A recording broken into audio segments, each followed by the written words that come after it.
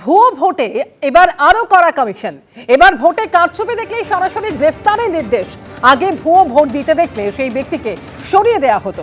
এ সম্পর্কে আরো জানবো, রুমা পাল টেলিফোনে রয়েছে। রুমা, ভুয়ো ভোটারদের ক্ষেত্রে একেবারে গ্রেফতারের নির্দেশ। দেখো, জানি রাখি আর 23শে এপ্রিল মাত্র আর দুদিন বাকি রয়েছে এবং সেক্ষেত্রে কিন্তু আজকের থেকেই তোমার 21শে এপ্রিল থেকে সাইলেন্ট পিরিয়ড শুরু হয়ে যাবে বিকেল 6টার পর থেকে। একেবারে সাইলেন্ট পিরিয়ড এবং তার আগে কিন্তু কমিশন আরো কড়া পদক্ষেপ নিচ্ছে। এর আগে অতীতে কি দেখা গেছে, ভুয়ো ভোটে যদি কারচুপি দেখা যায় সেক্ষেত্রে কিন্তু তাকে সতর্ক করে ছেড়ে দেওয়া হয়েছে। কিন্তু এখন দেখা যাচ্ছে যে এবার যদি কোনো ভোটে কারচুপি ধরা পড়ে তাহলে সরাসরি কিন্তু গ্রেপ্তারের নির্দেশ দেওয়া হয়েছে।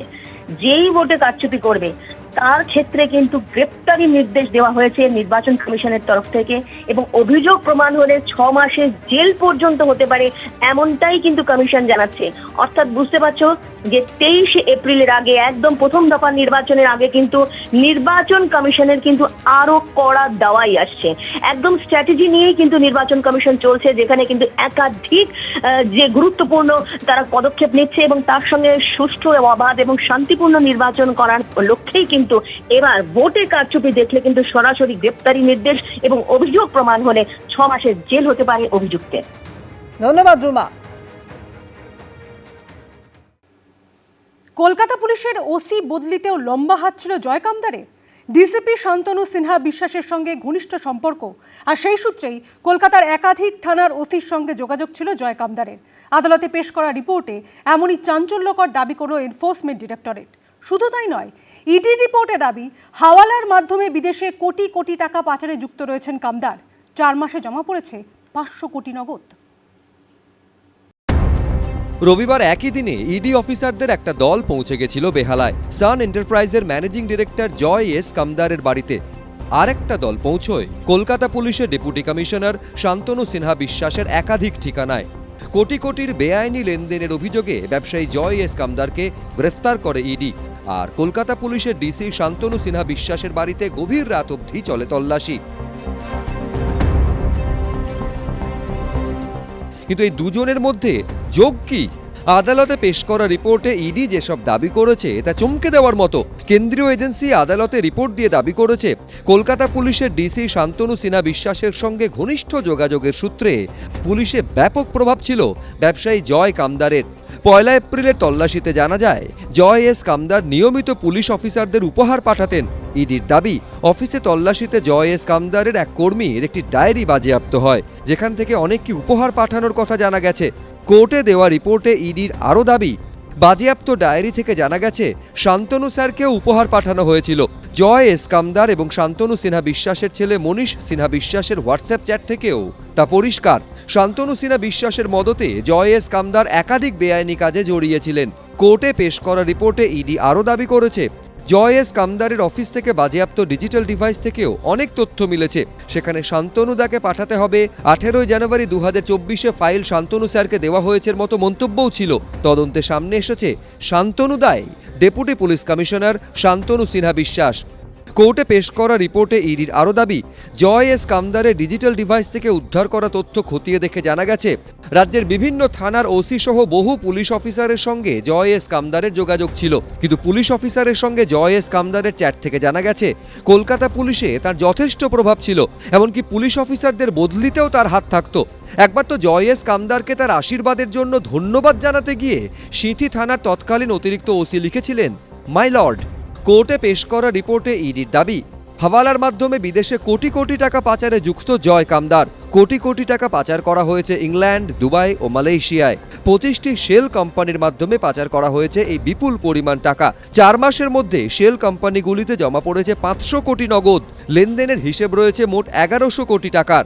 যে টাকার ট্রানজাকশন নিয়ে ওরা এতগুলো প্রশ্ন তুলছে, সেই টাকার ট্রানজাকশন যদি দেখা যায় সেগুলো জেনুইন ট্রানজাকশন, কারণ ওরা কোনো জায়গায় বলেনি এগুলো ইললিগাল ট্রানজাকশন।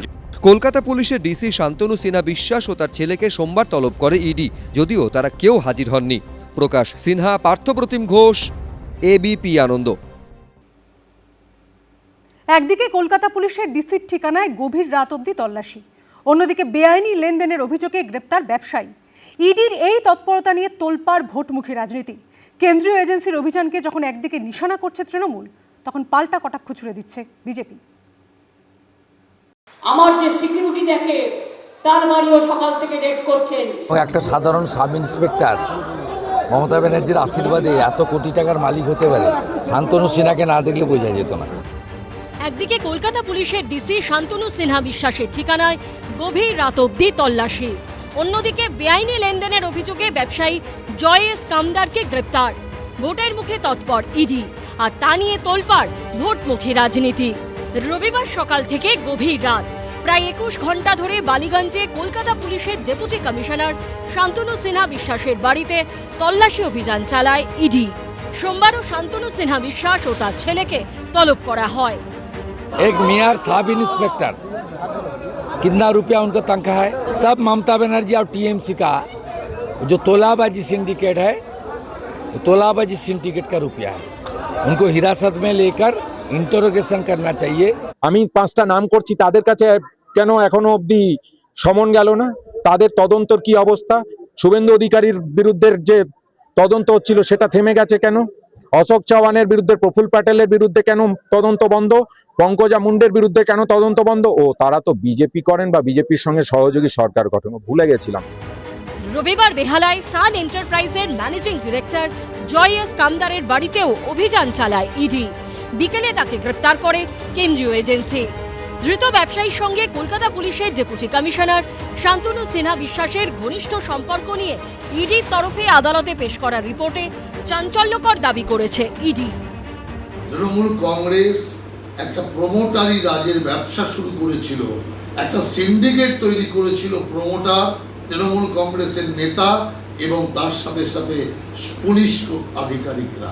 এখন এজেন্সির ধাক্কায় এখন সব সত্য বেরিয়ে আসছে। ইডি সমস্ত দুর্নীতি ঘুরে ফিরে নির্বাচনে 7 দিন 10 দিন আগেই কি করে খুঁজে পায় বলুন তো? 5 বছর ধরে কি ঘুমান? 5 বছর ধরে তাদের কোনো কাজ থাকে না? চিটফান্ড থেকে নিয়োগ দুর্নীতি, গরু পাচার থেকে কয়লা পাচার, এ রাজ্যে একাধিক দুর্নীতি মামলায় তদন্তভার ইডির হাতে। তবে কোনোটারই বিচার হয়নি এখনো। সেই প্রসঙ্গ টেনে কটাক্ষ ছুড়ে দিয়েছে কংগ্রেস। ইডি যেদিন কোনো অপরাধীকে ধরে সাজা দিতে পারবে সেদিন প্রশ্ন করবেন, সেদিন আমরা কিছু বলবো। বাকি যা করে ইডি ইডিয়েটের মতন সব করে, বরাবর তারা ফেইল্ড স্টুডেন্ট। তাই স্বাভাবিকভাবেই ইডি কী করছে না করছে সেই নিয়ে আমাদের মাথা ব্যথা নাই। এই তদন্তে এরপর কি উঠে আসবে সেটাই দেখার। ঋত্বিক প্রধান, অনির্বাণ বিশ্বাস ও রাজীব চৌধুরীর রিপোর্ট, এবিপি আনন্দ। এবিপি আনন্দ, এগিয়ে থাকে, এগিয়ে রাখে।